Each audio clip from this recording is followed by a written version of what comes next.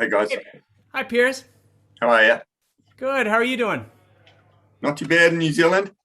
Um, Awesome. yeah, I just have you got any tips on kind of the fundamentals of jamming?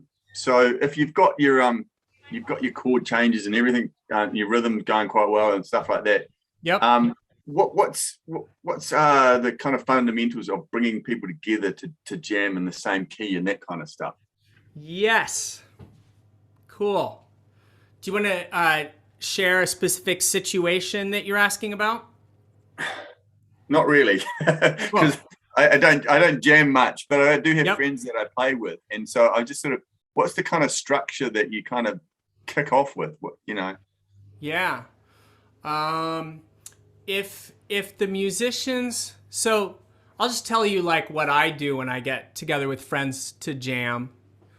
Um, we try to find some common ground, and so the more experience you have, the more common ground you'll probably have.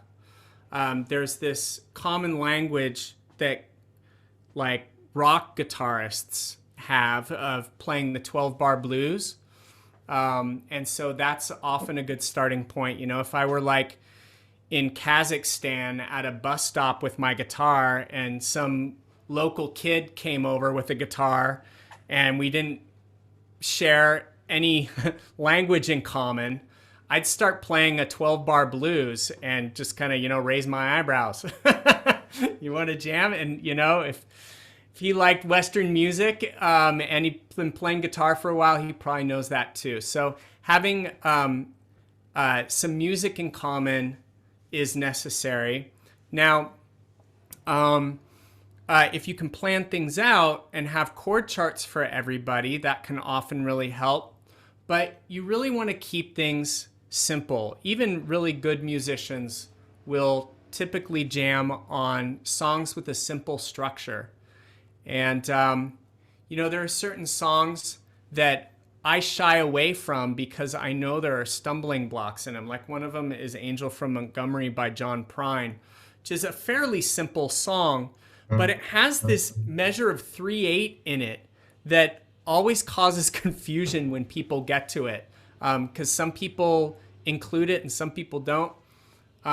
So planning out songs that have a fairly simple structure helps, and then finding songs that are good sing-along songs, like the Campfire Sing-Along Songbook, I think is a great recipe book for songs to jam on. Just trying to be musically flexible. A lot of musicians are really picky. They like have strong feelings about, oh, I hate that song or I hate that genre. And just trying to be as flexible as possible to find common ground with people helps. When I'm actually like about to jam with someone, I'll often talk to them about whether they want to take a solo or not. If there's an instrumental break in a song, I'll say, hey, you want to take the solo here? Like a lot of people, I've often been surprised, like, very competent guitarists getting kind of mortified when I ask them to improvise. Like, didn't realize they really don't like to improvise. And so knowing that beforehand can help. Um, and if you really want to sound good, um, try to notice how the other rhythm instruments are playing and trying to do something that will complement them if you can. This is a little more advanced, but going back to Bob's question, if one person is strumming open chords down low, if you can complement them by playing some triads higher up the neck, that can provide a nice additional texture. And definitely, if you know like this cool riff that goes over those chords, that can often sound even cooler.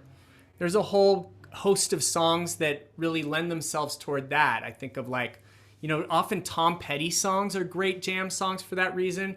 There's often, Tom's often chugging down on open chords, and then Mike Campbell is doing some relatively simple second rhythm guitar part that sounds super cool. Songs like Free Fallin' are like that, two entwining rhythm guitar parts that sound really good.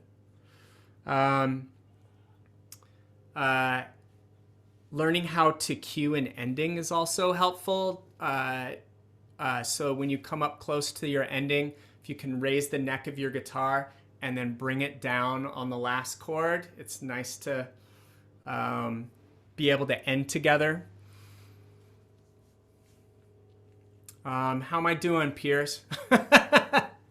Great. No, that's great. And it's just, when you do a lot of playing by yourself, and you do get together with usually people that are pretty good, seeing, like we were talking about those instrumental breaks, spicing things up rather than just kind of rolling through the chord progressions.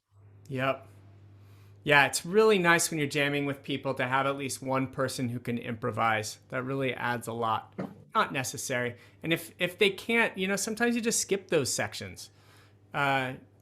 Be creative with your arrangement of the song. And, if you're bored with a part of the song because you can't really do it justice, that's a good indication that other people are going to be bored with it too. And so you just shorten it or skip it.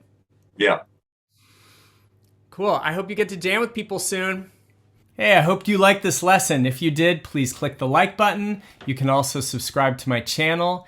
And if you really want the good stuff, become a member of Heartwood Guitar. You can click the link below to learn more. Hope to see you there. Take care.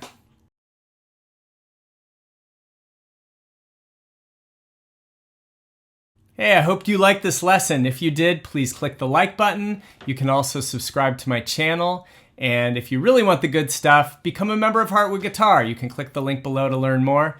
Hope to see you there. Take care.